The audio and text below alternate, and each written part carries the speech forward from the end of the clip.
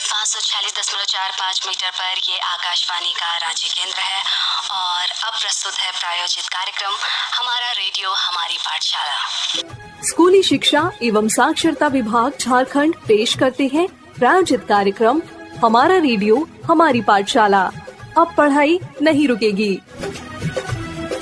चुन्नू मुन्नू हो या दीदी भैया, सबके सीखने का नया जरिया।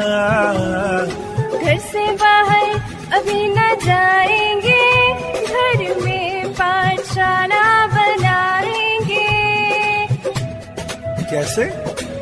अरे भाई, हमारा रेडियो हमारी पाठशाला और उस पर हर रोज नई कहानी लाएंगे, सीखने का अब नया जरिया अपनाएंगे। खुश होंगे फिर हम सब भैया, चुन्नू मुन्नू हो या दीदी भैया, सबके सीखने का नया जरिया। बच्चों, अभी आप घर पर ही रहकर पढ़ाई कर रहे हैं, है ना? कोरोना अभी गया नहीं है, इसीलिए सतर्कता में कोई कमी न बरते। कोविड संबंधी नियमों का पालन करें, मास्क जरूर लगाएं, 2 गज की सुरक्षित दूरी बनाए रखें और साबुन से बार बार हाथ धोते रहें।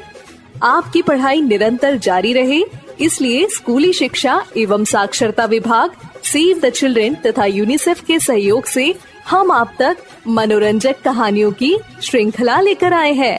हमारा रेडियो हमारी पाठशाला, अब पढ़ाई नहीं रुकेगी। प्यारे बच्चों, आप सभी को मेरा प्यार भरा नमस्कार। मैं अजय कुमार ठाकुर, विज्ञान शिक्षक, उत्क्रमित उच्च विद्यालय पुन्नू, बोकारो से।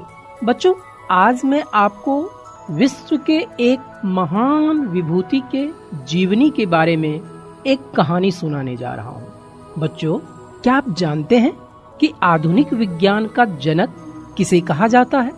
ऐसे तो विश्व में कई ऐसी विभूतियां हुई हैं जिन्होंने संपूर्ण मानव जीवन की दशा और दिशा को बदल दिया। उन्हीं में से एक महान वैज्ञानिक अरस्तु है, जिन्हें आधुनिक विज्ञान का जनक कहा जाता है। तो चलिए शुरू करते हैं आज की कहानी।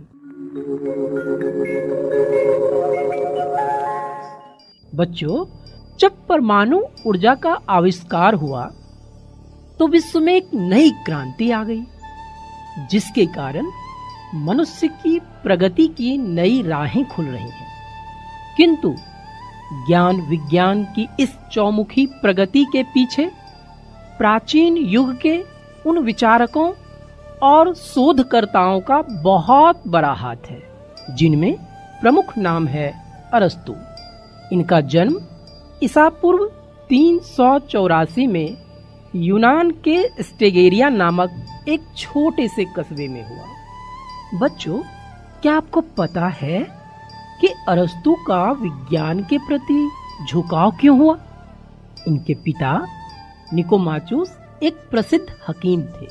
यही कारण था कि इन्हें बचपन में ही विज्ञान और चिकित्सा शास्त्र की ओर झुकाव हो गया। अरस्तु की अध्ययन में काफी रुचि थी, जिसके कारण 17 वर्ष की आयु में ही एथेंस चले गए और अपना शेष जीवन इन्होंने वहीं बिताया। एथेंस यूनान का बहुत बड़ा नगर था और शिक्षा का विश्व प्रसिद्ध केंद्र भी। वहां प्लेटो ने एक बहुत बड़ा विद्यालय स्थापित किया था, जिसमें अनेक विषय पढ़ाए जाते थे।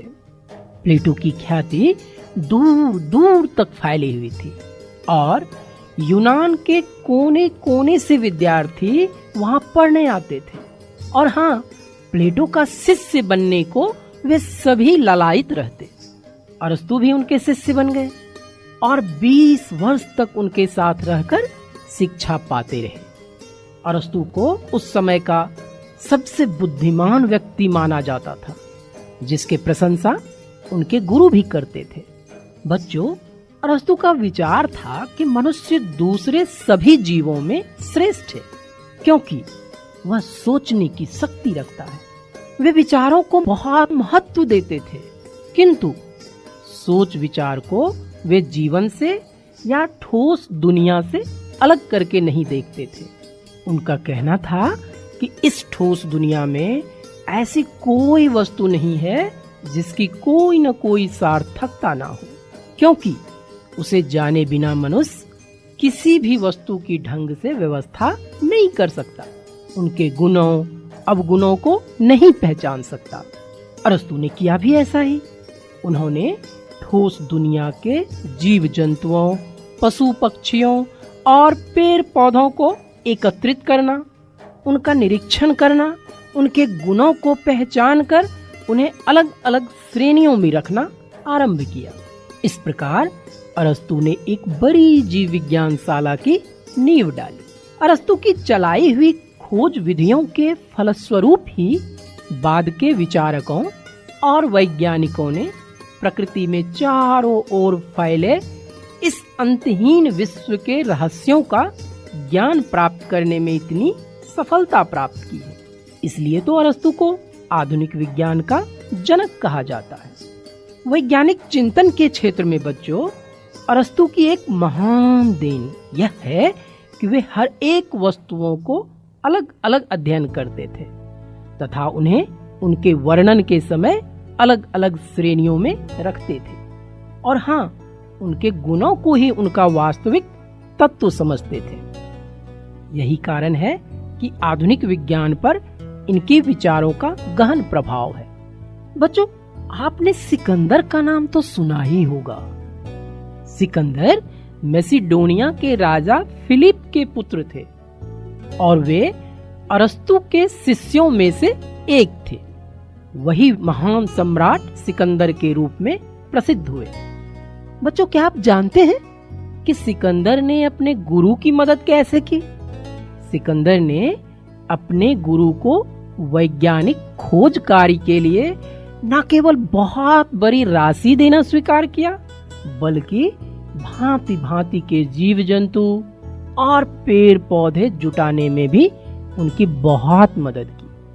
सम्राट सिकंदर के मृत्यु के उपरांत ईसा से 322 वर्ष पूर्व यूनान की राजनीतिक स्थिति बदल गई और सत्ता सिकंदर के विरोधियों के हाथों में चली गई। उन परिवर्तित परिस्थितियों में इस बात की पूरी आशंका उत्पन्न हो गई कि एथेंस के रहने वाले कहीं अरस्तु के साथ भी वही वर्ताव ना करें जो उन्होंने दूसरे दार्शनिक सुकरात के साथ किया था। इसी कारण अरस्तु एथेंस छोड़कर अपनी जन्मभूमि वापस चले गए। लौटने के 1 वर्ष पूर्ण होने के पहले ही उनका स्वर्गवास हो गया। जाते हुए विश्व में अरस्तु अपनी अमिट छाप छोड़ गए। विश्व के दार्शनिकों में इनका नाम स्वर्ण अक्षरों में लिखा जाता है। तो बच्चों, ये थी आधुनिक विज्ञान के जनक अरस्तु के जीवन की कहानी। तो बच्चों, इस कहानी के आधार पर अब मैं आपसे 3 प्रश्न पूछ रहा हूँ, जिसका उत्तर आप अवश्य भेजिएगा। पहला प्रश्न, सिकंदर ने अरस्तु की मदद कैसे की? दूसरा प्रश्न, अरस्तु अपनी जन्मभूमि क्यों वापस आ गए? और तीसरा प्रश्न, अरस्तु को आधुनिक विज्ञान का जनक क्यों कहा जाता है? तो बच्चों, हमें इंतजार रहेगा आपके जवाब का। आज की कड़ी बस यहीं पर समाप्त होती है। अगली कड़ी में आपसे फिर मुलाकात होगी। धन्यवाद। इस प्रसारण से संबंधित सुझाव, अपने प्रश्न इत्यादि आप हमें jcerg@gmail.com तथा टोल फ्री नंबर 1800-5728-585 पर संपर्क कर सकते हैं। चुन्नू मुन्नू हो या दीदी भैया, सबके सीखने का नया जरिया। घर से बाहर अभी न जाएंगे, घर में पाठशाला बनाएंगे। स्कूली शिक्षा एवं साक्षरता विभाग झारखंड पेश कर रहे थे प्रायोजित कार्यक्रम हमारा रेडियो हमारी पाठशाला। अब पढ़ाई नहीं रुकेगी।